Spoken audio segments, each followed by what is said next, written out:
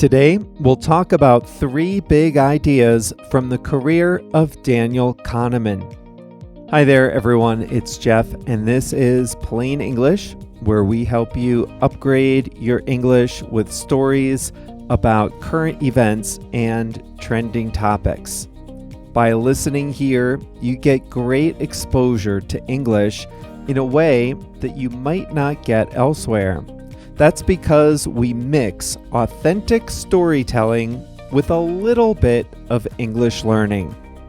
Last week, you learned about the life and work of Daniel Kahneman, the psychologist considered the grandfather of behavioral economics. He had a long academic career.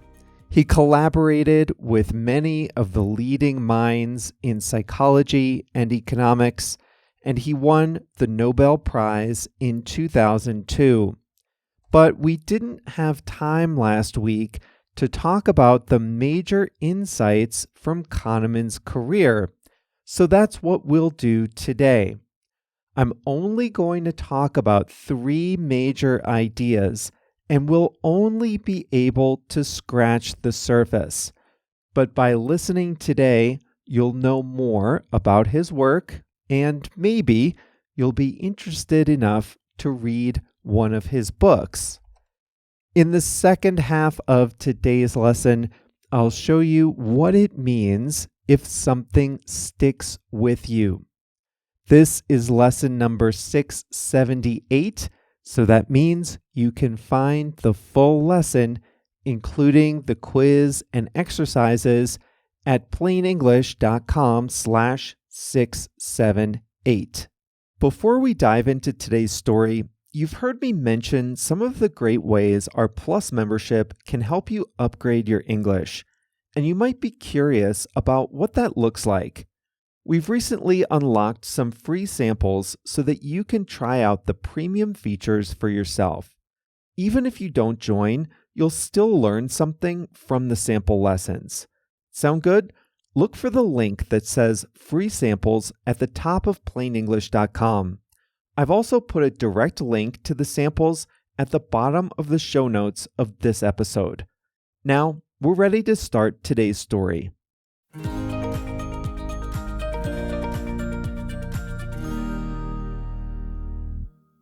Today, we're going to look at 3 themes from Daniel Kahneman's behavioral science research. The first theme is prospect theory. That's the idea that the Nobel Committee cited when awarding him the Nobel Prize for Economic Sciences in 2002. Then we'll look at his work on human decision-making.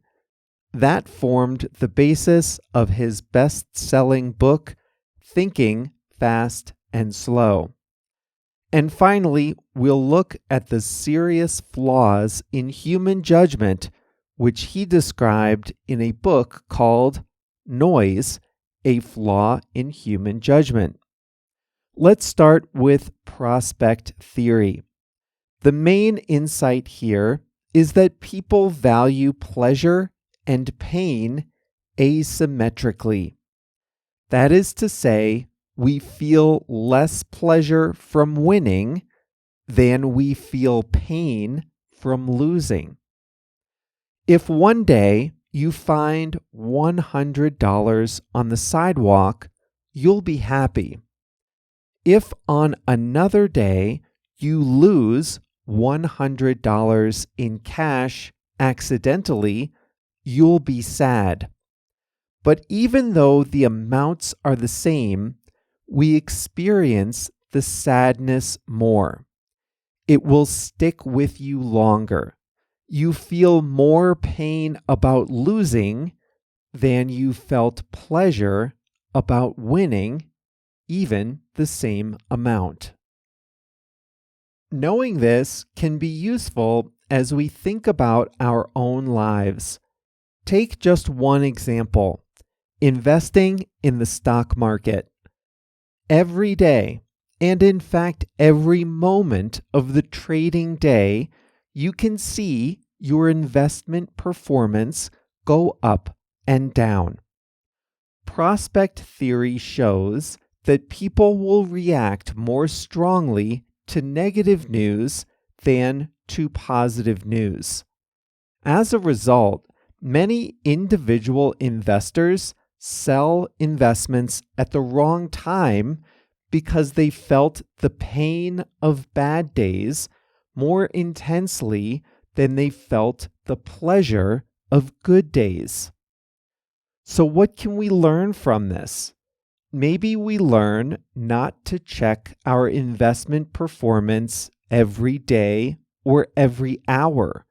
Instead, once a month or once a quarter. That would prevent us from reacting emotionally to the ups and downs, but mostly the downs, of the market. Kahneman's most famous book is called Thinking Fast and Slow. In the book, he develops the idea that humans have two ways of making decisions, called System 1 and System 2. These two systems of decision-making evolved in human brains long ago. System 1 is the fast-thinking system, the system that makes instant judgments based on instinct and memory. Driving on an empty road is a System 1 task. System 2 is the slow-thinking system, where we think carefully and methodically. Parking in a tight parking space is a System 2 task. There are many insights in the book, too many to list here, but one of the big insights is this. System 1 uses heuristics, or shortcuts, to make a quick decision. The shortcuts are good enough. They help us make fast decisions. And for most of human history, and even in the present, we gain an advantage from making quick decisions that are good enough. Often, it's better to make a good enough decision quickly than to spend forever making the perfect decision. Often, but not always.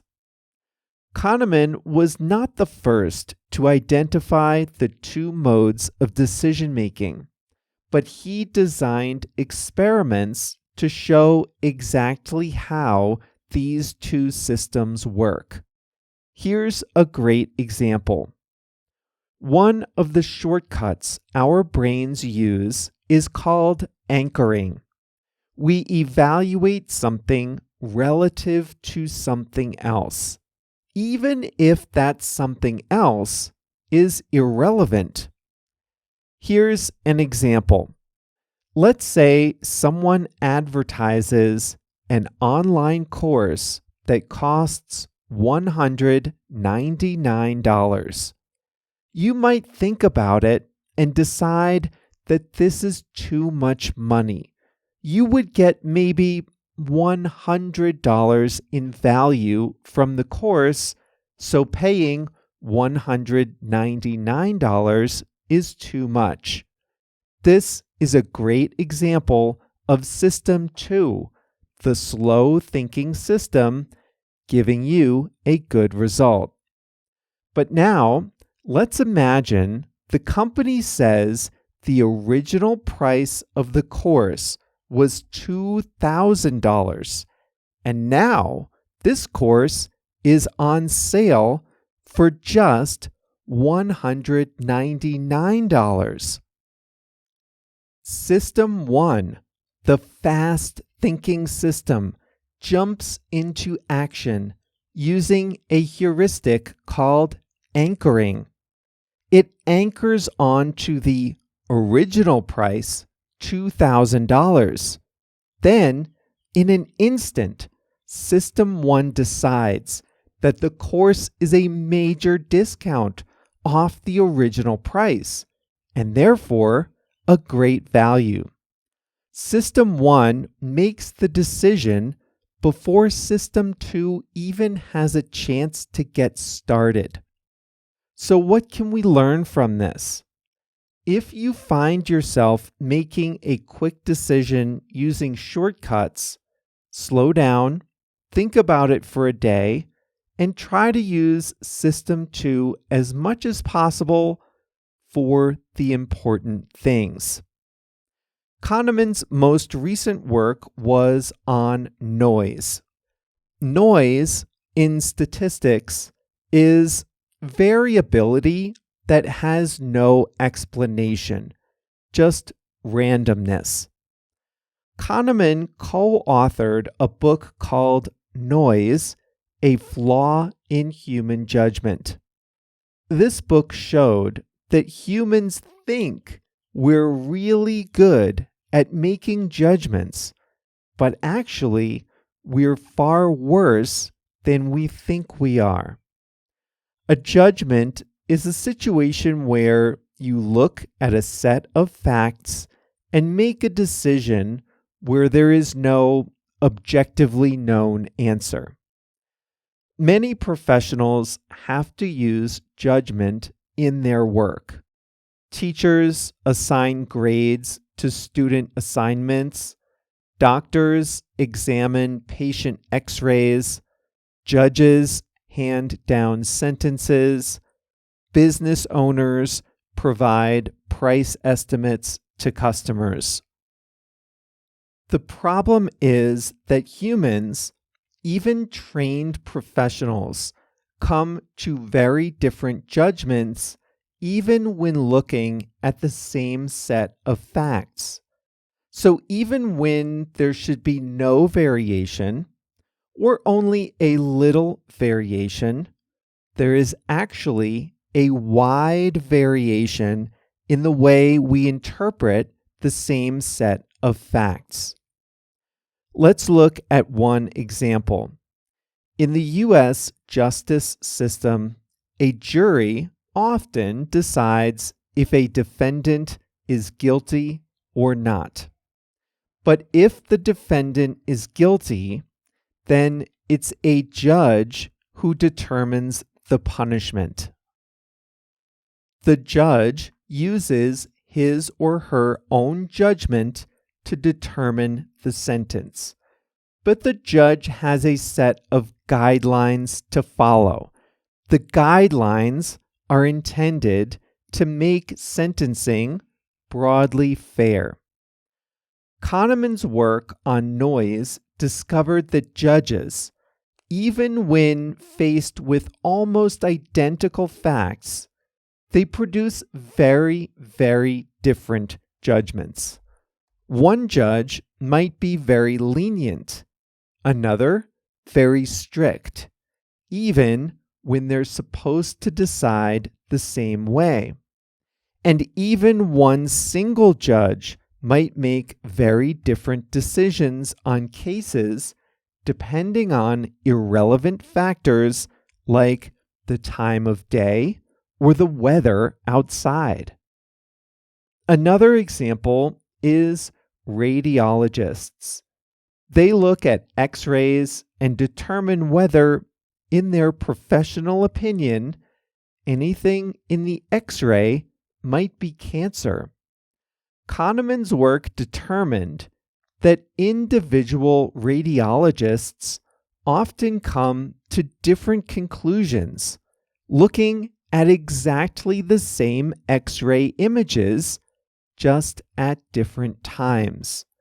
This is the same trained professional looking at the same images, coming to different conclusions just days apart. Now, this is not to blame judges or radiologists. These are just two examples of how we humans can be very inconsistent in our judgments, even when we think we are being consistent.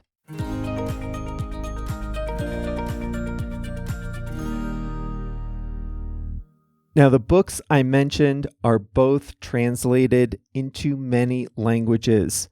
So even if you're not interested in economics or psychology per se, you can still learn a lot from these books. Here they are: Thinking, Fast and Slow, and Noise, A Flaw in Human Judgment, both by Daniel Kahneman, the second book with two collaborators. In the section called Dig Deeper, I'm going to link to an episode of a podcast called Hidden Brain. And this is an episode that includes two long interviews with Kahneman, so you can hear him in his own words talk about his career and his experiments. To find that, go to plainenglish.com/678, click on the transcript for the story, and then the tab called Dig Deeper.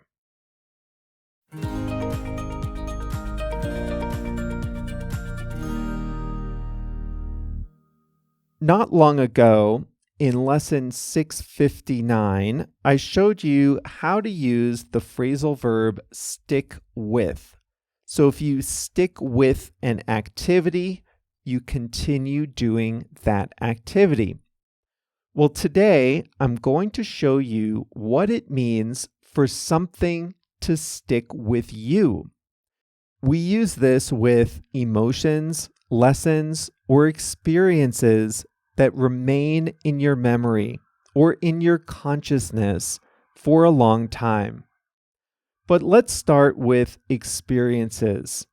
We all have experiences that we forget and that we don't care about. But we also have experiences that stick with us. These experiences make a lasting impact on us. I told you a couple months ago that I was working in consulting in the real estate industry in 2008 when the financial crisis hit.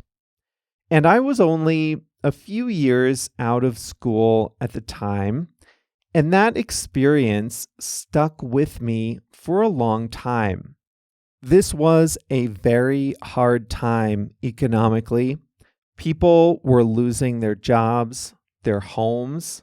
People in my company were losing their jobs. People I knew and respected and had worked with for a long time, victims of the recession. And that experience stuck with me. It continued to have an impact on me long after the recession had ended. I shared with you all that I was very cautious in my career after that because I had experienced that recession. The experience stuck with me. I don't think I was unusual in that. The psychologist Daniel Kahneman did a lot of research on how we perceive positive and negative things. And one of the things he found is that people experience negative emotions more strongly than they experience positive ones. So let's say you lose $100 one day and you win $100 another day. It's the same amount of value. Shouldn't you feel those two events with the same intensity? Sadness one day, happiness another day. It's $100 one way, $100 another way. Neither one is life-changing.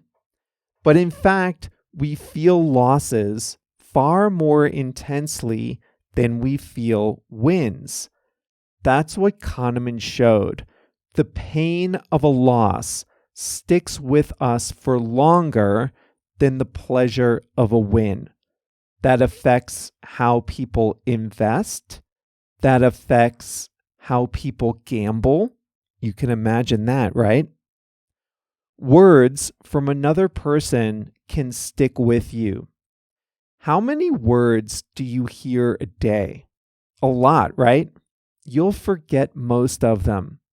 Some other words are useful, but they don't have a long-lasting impact on you. But some words will stick with you for a long time. You might do a great job on a project at work and receive compliments from a customer or from your boss. That type of positive statement might stick with you. It might give you the encouragement you need to do a good job in the future. But you might also have an argument with someone. That person might say some hurtful things, and those words might stick with you too. You might have a hard time repairing the friendship or relationship if those negative words stick with you. Advice can stick with you. You've probably gotten a lot of advice in your life, and you've probably forgotten the majority of it. It's okay, I've done the same thing. But sometimes someone will give you some advice that sticks with you. The advice sticks with you. It continues to have an impact long after the person gave you that advice. I saw an article about the country singer Alana Springsteen. She said that Kenny Chesney, a famous singer, gave her some advice, and the advice stuck with her. He said, "Don't be in a rush and don't look for instant gratification." And Alana Springsteen said that advice stuck with her. She has remembered it for a long time. It has had a lasting impact on her life. And then finally, memories can stick with you. Just like advice, just like words, just like experience, you can use stick with you with memories too. As a kid, you probably had thousands of days with your parents, thousands of experiences. But I bet a few of those experiences have stuck with you as you've grown older. Maybe it was a family vacation. Maybe a holiday spent at home. Maybe a special thing you did together. But even if your parents, your grandparents aren't living any longer, I bet some memories have stuck with you. All right, that's it. We are at the end of Plain English for today. Nice job. Now listen, you got to the end of the audio. If you're listening in your car, if you're out for a walk, if you're in the kitchen making dinner or breakfast, basically if you're away from your computer, just remember that there is more to the lesson than just the audio. You can go back and read the text later to catch some words you might have missed. You can take the quiz that goes along with the story. That's part of the free membership, by the way. If you're a Plus member, you can listen to the fast version. I'm about to record the fast version now. You can take the exercises, do the fill in the blanks, record your voice in the pronunciation exercise. Lots of stuff to do at plainenglish.com/678. So check that out when you have time. And if you're already on the website, well, you're close. Just click on the tab called Activities and you can get started exploring there. We'll be back on Thursday for a new lesson. See you then. You've reached the end of the audio lesson, but there's a lot more to the Plain English experience on the website plainenglish.com. A lot of PlainEnglish.com is free, but the best tools to help you upgrade your English are part of the Starter and Plus memberships. And if you've ever been curious about what those look like, well, I have good news for you. We've unlocked some free sample lessons that let you try out the Starter and Plus features for yourself. There are 2 easy ways to find the free samples. First, at PlainEnglish.com, there's a new link at the top of the page that says Free Samples. I've also put a link in the show notes for this episode. In the sample lessons, you can do the exercises, listen to the fast audio, take one of our toolkit workshops, practice your writing, and more. So try it out today. Click the link in the show notes of this episode, or find the link that says Free Samples at the top of PlainEnglish.com.